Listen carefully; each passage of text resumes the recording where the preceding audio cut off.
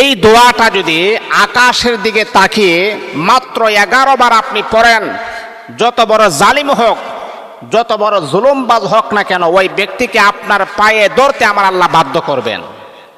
দেখতেছেন সে আপনার শত্রু, যেই কোনো মুহূর্তে সে আপনার ক্ষতি করতে পারে বা ক্ষতি করার চেষ্টা করতেছে। তাহলে বাবা, যে আপনাকে আঘাত করেছে আপনি কখনো তার উপরে পাল্টা আঘাত করবেন না। আমার রাসূলকে যারা আঘাত করেছেন, আমার রাসূলকে যারা অত্যাচার করেছেন, জুলুম করেছেন, নির্যাতন করেছেন, আমার রাসূল পাল্টা তাদের উপরে নির্যাতন করেন নাই, তাদের জন্য হেদায়েতের দোয়া করেছেন। আল্লাহু আকবার, আল্লাহু আকবার।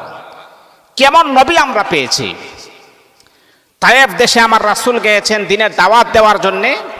তায়েফের মানুষেরা আমার রাসূলকে পাথর নিক্ষেপ করেছেন। এই পাথরগুলো আমার রাসূলের সুন্দর দেহর মাঝে পড়ার সাথে সাথে রক্ত, জমাট রক্তগুলা যখন জমিনে পড়বে,